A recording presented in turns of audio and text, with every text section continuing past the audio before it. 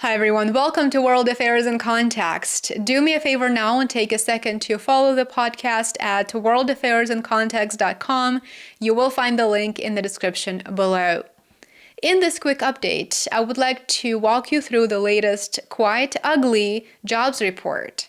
The Bureau of Labor Statistics revised down August and September jobs reports. Of course, no surprises there.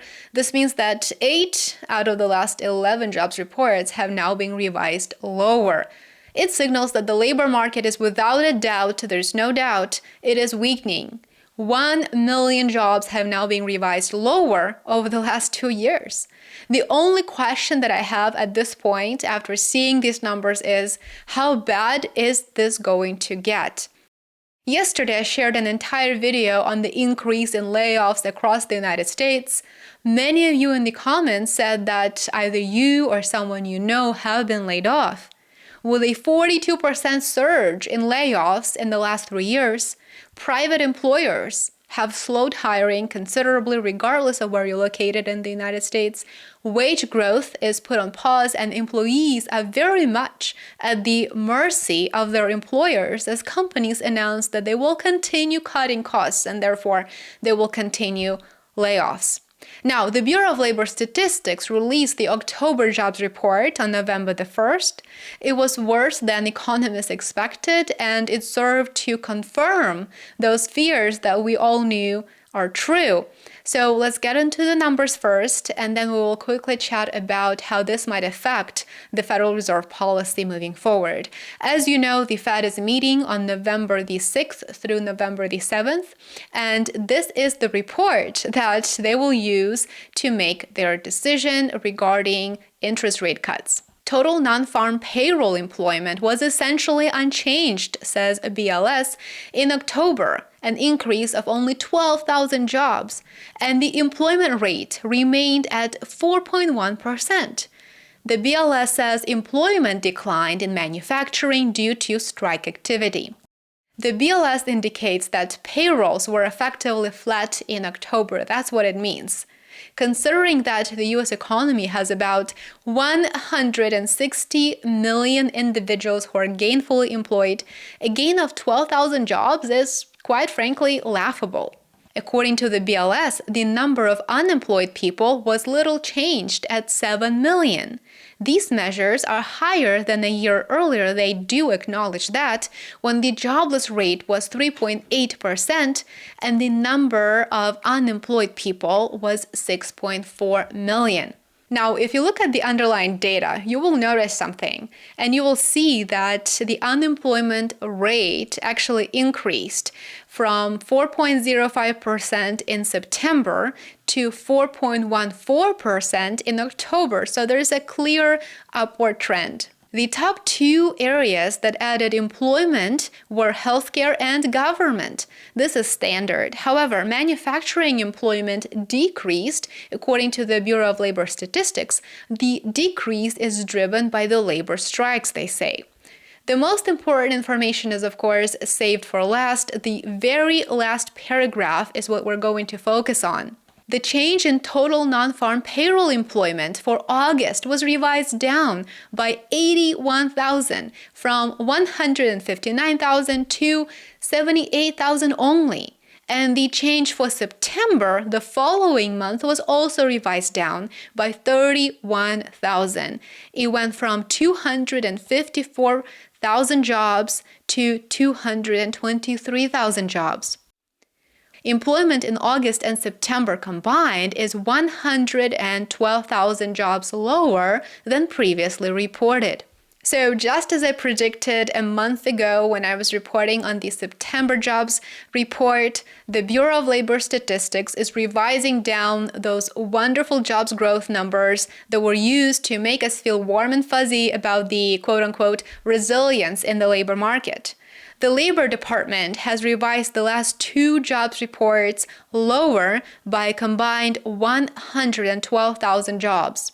Downward jobs revisions are extremely frequent at this point, and I would argue that it is fair to believe that we're not given accurate data, and it is fair to question why these reports are first presented with so much hype, for lack of a better word, and then the following month, when everyone is worried about the next big thing, the next big escalation.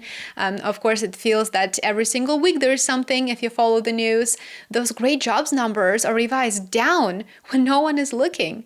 It's fair to question these practices because, as with any job, being wrong, and especially being wrong every single month, every time that you release this report, and also being wrong on this scale, points to multiple possible reasons why such important indicator may not be presented correctly. If there is an issue with reporting process or the timeliness of information that they receive, those issues should have been addressed a long time ago. You would agree that revising 8 out of 11 jobs reports should hardly be a standard practice. Of course, by now we know that it has nothing to do with economics and bad math. This is an excellent summary illustration of actual jobs numbers versus forecast versus previous numbers. Initially reported numbers showed that the US added 254,000 jobs in September, for example, which was just revised down by 31,000. At the same time, the August jobs report was revised down by 81,000 jobs from 159,000. Following the release of October's quite disappointing and alarming jobs report, market expects the Federal Reserve to cut rates. There is a 98% probability of a 25 basis points rate cut a week from now. Of course, given the fact that the labor market is likely much weaker than we think, I'm curious to hear Fed Chair Jerome Powell's take on this issue. I wouldn't rule out that the actual true October jobs growth number might not even be in the positive. As I shared in my video yesterday, the number of permanent job losses actually surged by 153,000 in October to 1.8 million. This is the highest reading since November of 2021. The number of people who have been terminated involuntarily and are seeking work is now up for 16 straight months. The labor market is definitely weakening, and it is unclear just how intense this will become. In October, job growth effectively came to a halt. The Bureau of Labor Statistics did point to hurricanes and labor strikes as the main reasons. However, those one-off situations had a very limited impact on the labor market. The red flags are currently there, and we're clearly aware that the underlying issues have been there for months, as 8 out of 11 reports have been revised down. I will remind you that the US job numbers were actually revised down by a massive, unprecedented 818,000 for the 12 months through March of 2024.